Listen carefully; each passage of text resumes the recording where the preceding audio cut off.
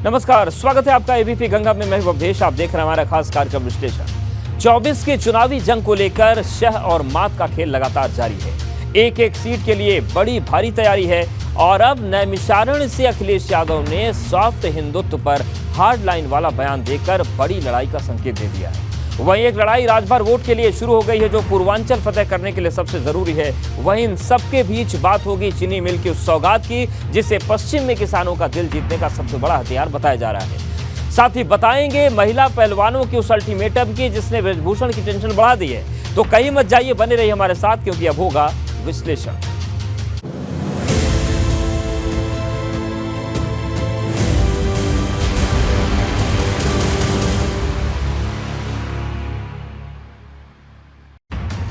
विश्लेषण में आज सबसे पहले बात हार्डलाइन पर चलेगी। सपा अखिलेश बदलेंगे यूपी की हवा, क्योंकि अखिलेश यादव ने नैमिषारण्य की धरती से भाजपा पर ऐसा हमला बोला कि सूबे की राजनीति का पारा चढ़ा दिया। क्योंकि जिसे सपा का सॉफ्ट हिंदुत्व समझा जा रहा था, वो सपा का सबसे हार्ड हथियार है, क्योंकि अब इसी लाइन पर सपा भाजपा को टक्कर देने वाली है।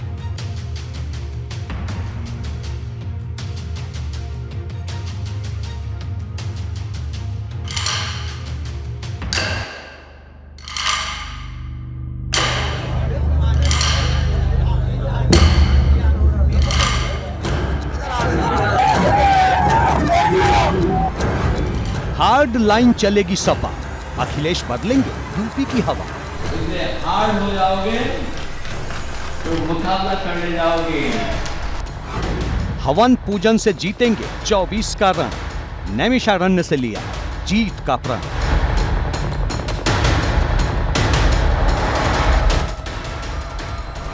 भाजपा पर यूथ वाली चोट, निशाने पर 40% वोट। इनका अहंकार समाजवादी पार्टी के यूथ तोड़ेंगे। जिस लाइन पर चलकर भाजपा ने 2014, 2017, 2019 और 2022 में जीत का परचम लहराया, अब उसी लाइन पर आगे बढ़कर अखिलेश यूपी की हवा बदलने की कोशिश कर रहे हैं। अखिलेश ने तपस्वियों की सबसे बड़ी धरती नैमिषारण्य पर न सिर्फ 2 दिनों तक अपने कार्यकर्ताओं और प्रभारियों को जीत का मंत्र दिया, बल्कि हवन पूजन कर ये संदेश भी दे दिया कि जिसे सपा का सॉफ्ट हिंदुत्व समझा जा रहा था, वो सपा का सबसे हार्ड हथियार है, क्योंकि अब इसी लाइन पर सपा भाजपा को टक्कर देने वाली है। ये नया शब्द कोई इजाद किया है भारतीय जनता पार्टी ने।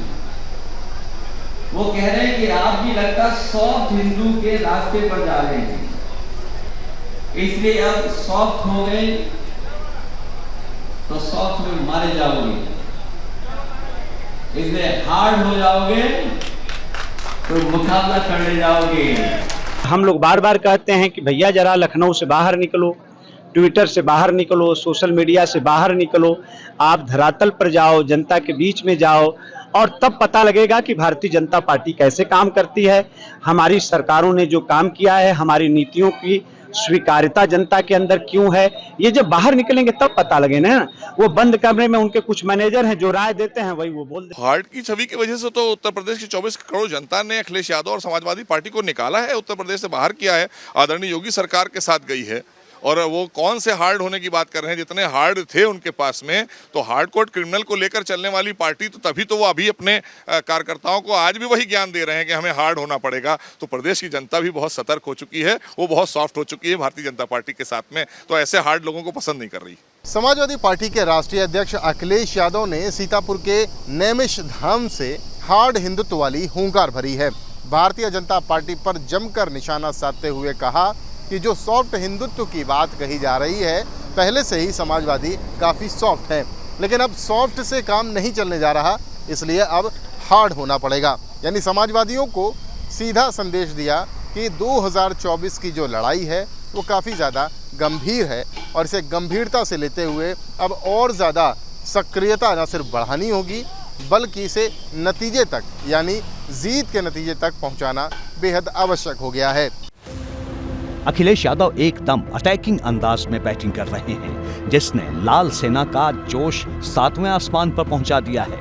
भगवा ब्रिगेड टेंशन में है, क्योंकि हिंदुत्व के मोर्चे पर अब तक भाजपा सपा को घेरती रही थी, लेकिन अब भाजपा को उसके सबसे मजबूत मोर्चे पर अखिलेश खुली चुनौती दे रहे हैं।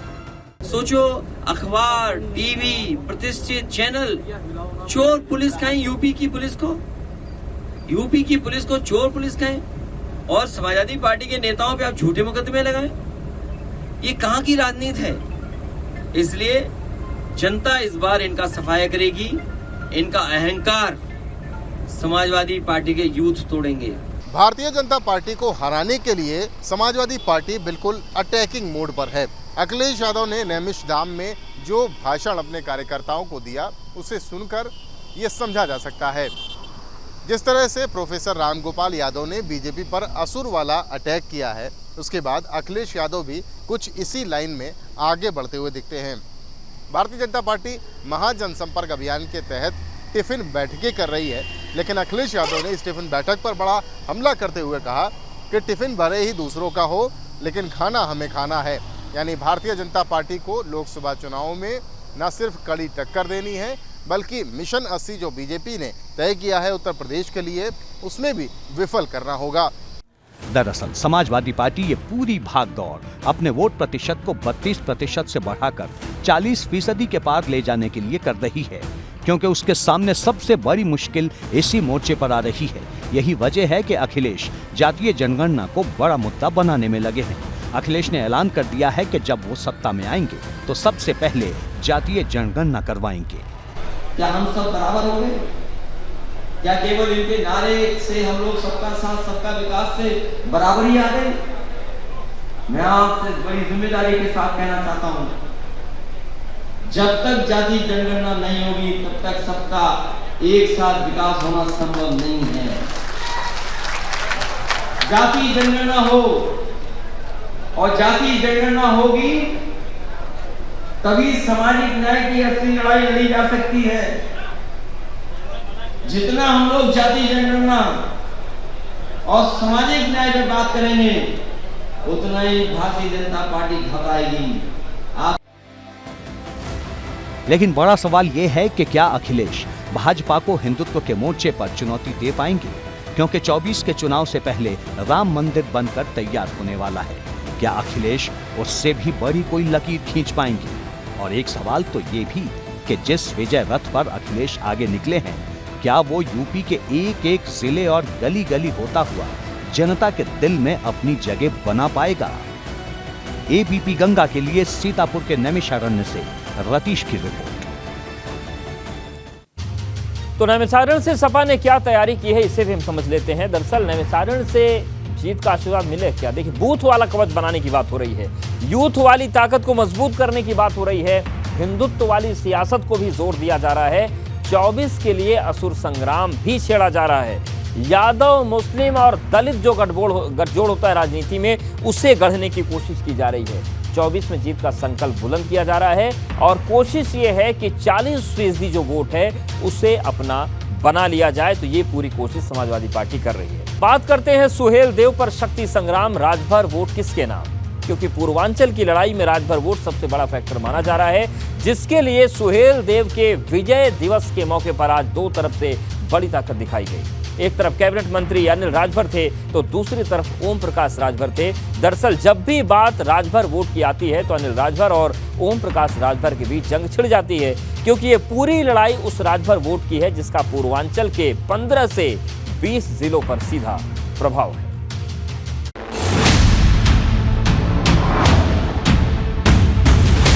सुहेल देव पर शक्ति संग्राम, इसके पास राजभर वोट की ताकत, 80 सीट की सबसे बड़ी चाबी, पूर्वांचल में कौन जीतेगा बाजी। जब भी बात चुनाव की आती है, किसी भी बड़े महापुरुष की जयंती या विजय दिवस की तारीख अहम हो जाती है, क्योंकि पूर्वांचल में अपनी ताकत बढ़ाने के लिए हर कोई राजभर वोट को साधने में लगा है। अब इसकी बड़ी तस्वीर महाराजा सुहेल देव के विजय दिवस के दिन गाजीपुर से देखने को मिली, जहां सुहेल देव के विजय दिवस को लेकर दो बड़े कार्यक्रम हुए। एक कार्यक्रम में कैबिनेट मंत्री अनिल राजभर वोटर को साधते दिखे, तो दूसरे कार्यक्रम में सुभाषपा अध्यक्ष ओम प्रकाश राजभर खुद को राजभर समाज का सबसे बड़ा नेता बताते हुए नजर आए। पूरे प्रदेश और पूरे देश को, हर राष्ट्र भक्तों को मैं राष्ट्रवीर महाराजा सुहेल देव राजभर जी के जन्म दिवस की मैं ढेर सारी बधाई देता हूं, उनको शुभकामना देता हूं।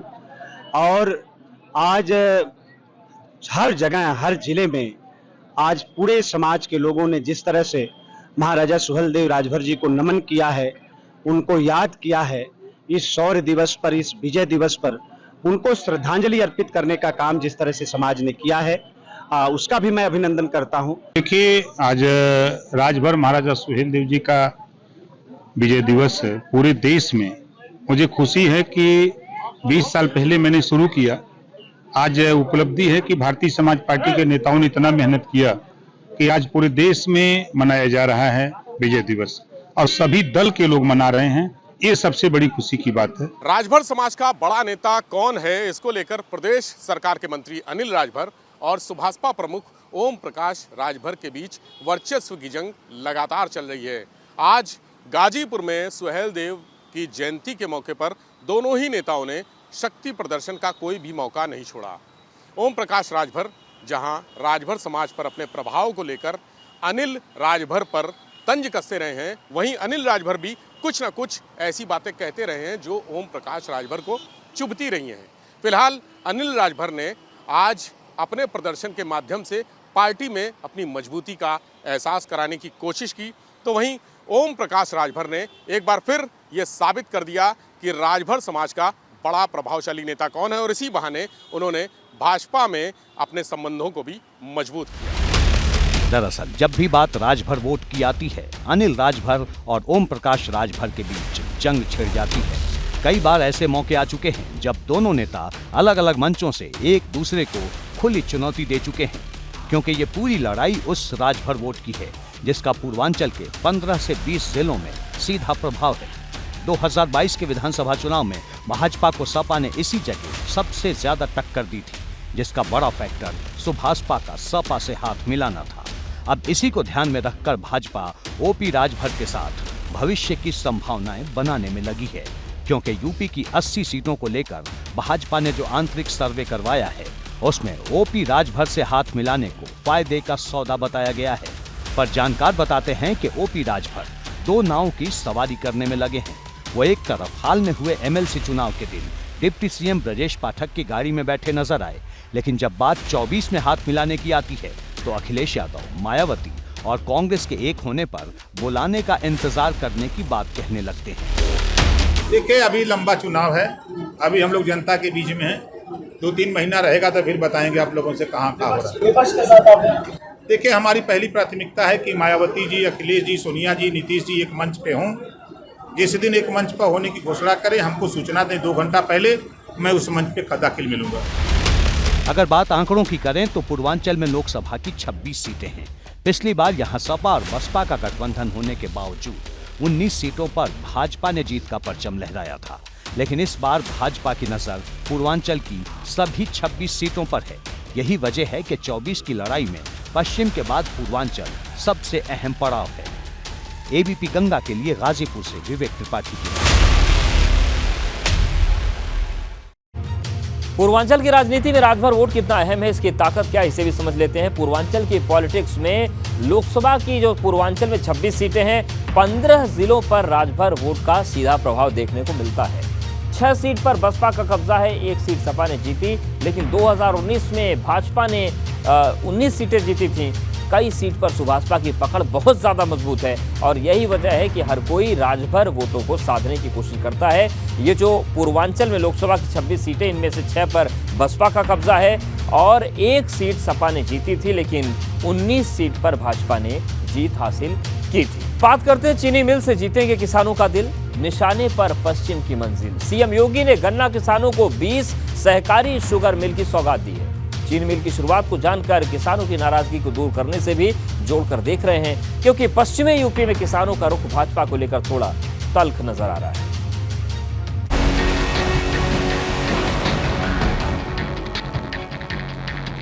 चीनी मिल से जीतेंगे किसानों का दिल, पश्चिम फतह की तैयारी, सीएम योगी की दावेदारी।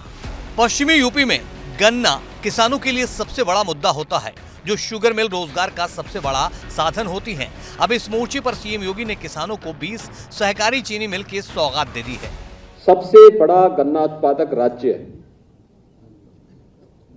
सबसे अधिक चीनी उत्पादन में भी बदल गया। और सबसे अधिक चीनी मिल ही नहीं बल्कि सबसे अधिक इथेनॉल उत्पादन और सबसे अधिक खांडसारी यूनिट वाला राज्य भी आज उत्तर प्रदेश है। यह इस क्षेत्र में किए गए रिफॉर्म के परिणाम है। जब सीएम योगी चीनी मिल की सौगात दे रहे थे तो ये बताना नहीं भूले कि 6 साल पहले चीनी मिल पर ताला लग रहे थे। अब नई चीनी मिल के जरिए किसानों की तरक्की के नए रास्ते खोले जा रहे हैं। मुझे याद है आज से 6 वर्ष पहले पर्ची के लिए परेशान होना पड़ता था। पर्ची की चोरी, घड़तोली, कोई जनपद ऐसा नहीं था जहां गन्ना किसान उत्पादक हो और वहां आंदोलन न होते रहे हों। और अंत में अपनी पूरी मेहनत पे चीनी मिल और समय बंद होने के कारण गन्ना किसान को आग लगाना पड़ता था। मुख्यमंत्री योगी आदित्यनाथ ने आज लोक भवन में सहकारी गन्ना एवं चीनी मिल समितियों के 20 नवनिर्मित भवनों का लोकार्पण किया। उन्होंने अपने भाषण में कहा कि किसानों के लिए 2017 के बाद से तमाम रिफॉर्म किए गए हैं, खासकर गन्ना किसानों के लिए। प्रदेश में गन्ना उत्पादन बढ़ा है और आज गन्ना उत्पादन में उत्तर प्रदेश पूरे देश में नंबर 1 है। इसके अलावा एथेनॉल, चीनी उत्पादन और खांडसारी इकाइयों में भी उत्तर प्रदेश नंबर 1 है। ऐसे में ये कहा जा रहा है कि आज का जो 20 नवनिर्मित भवन मुख्यमंत्री ने गन्ना किसानों को दिए हैं, उससे गन्ना किसानों की स्थिति सुधरेगी।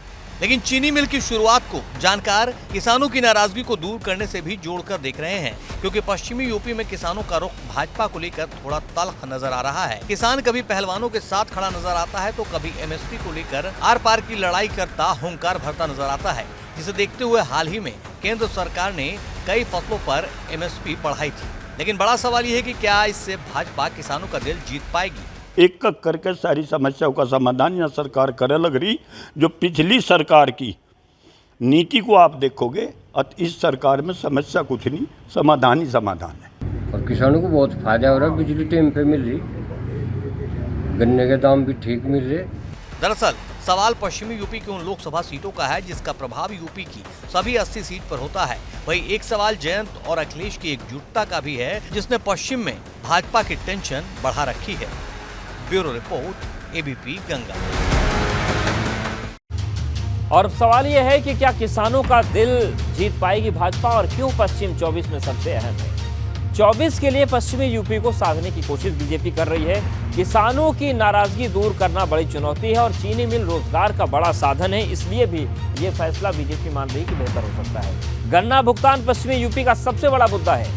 पश्चिमी यूपी में लोकसभा की 27 सीट है और 2019 में सपा बसपा ने भाजपा को कड़ी टक्कर दी थी। 2024 में सपा रालोद का गठबंधन बड़ी चुनौती बन सकता है। जाट मुस्लिम दलित का गठजोड़ विपक्ष बनाने की कोशिश कर रहा है और इससे भी बीजेपी के सामने एक बड़ी चुनौती आ सकती है। बात नहीं झुकेंगे पहलवान, 15 जून के बाद आएगा तूफान। फिर एक बार महिला पहलवानों के तेवर बृजभूषण शरण सिंह को लेकर कड़े नजर आ रहे हैं, क्योंकि अब महिला पहलवानों ने सरकार को 15 जून तक अल्टीमेटम दिया है और कहा है कि अगर बृजभूषण के खिलाफ कार्रवाई नहीं हुई तो फिर बड़ी लड़ाई होगी। उधर बृजभूषण शरण सिंह भी अपनी ताकत दिखाने की तैयारी कर रहे हैं, क्योंकि कल एक बड़ी बैठक कैसरगंज में होने वाली है जिसमें 1 लाख की भीड़ जुटाने की बात कही जा रही है।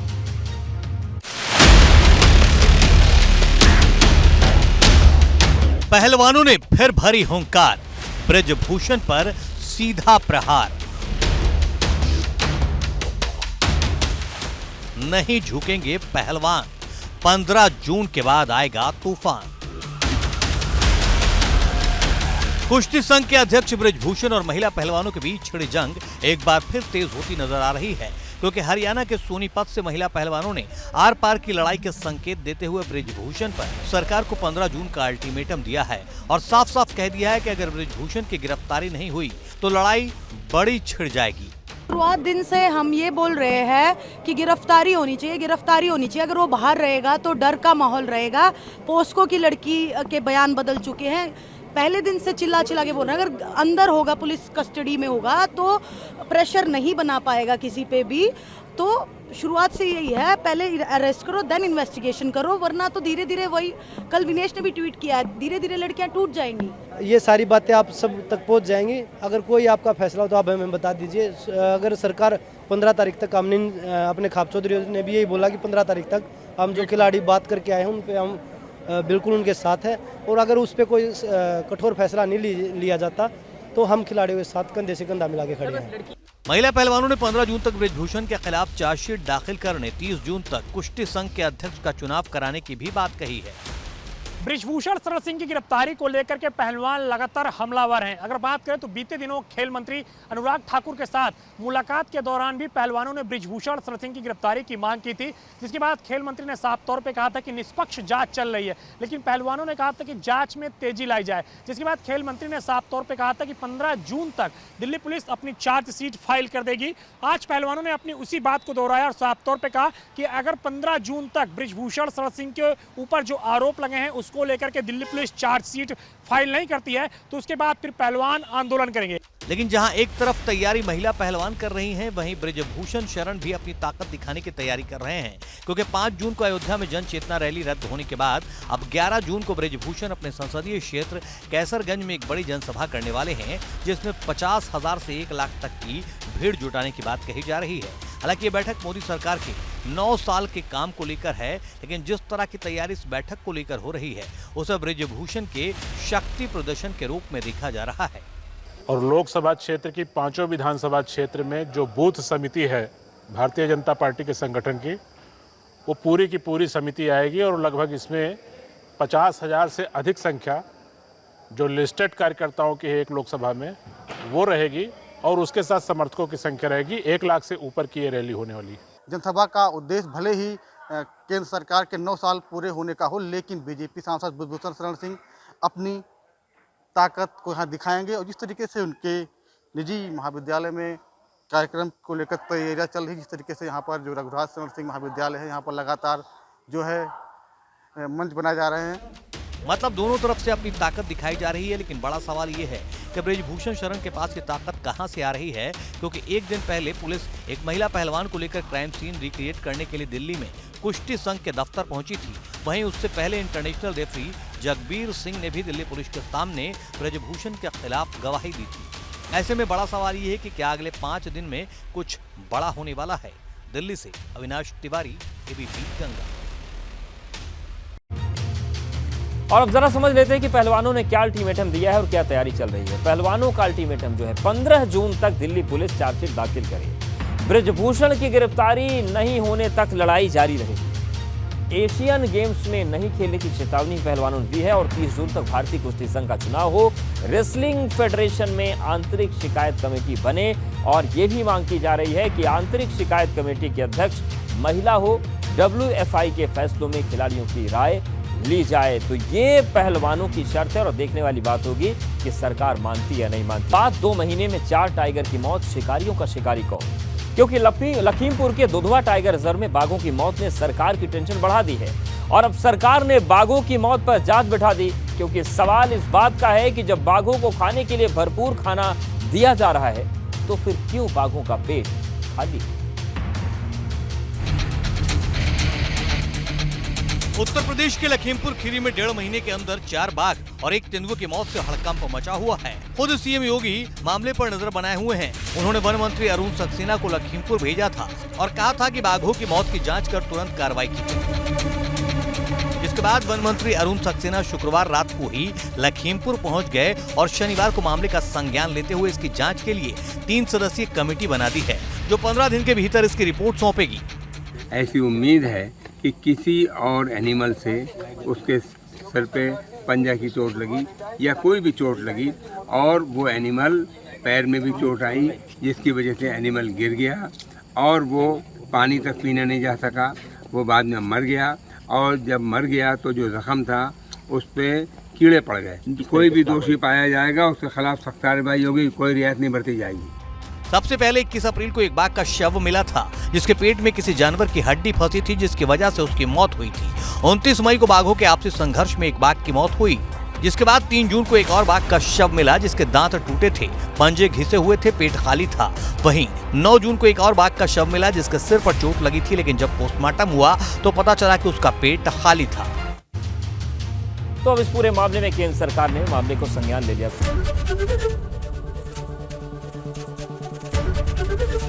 एबीपी गंगा, खबर आपकी, जुबान आपकी।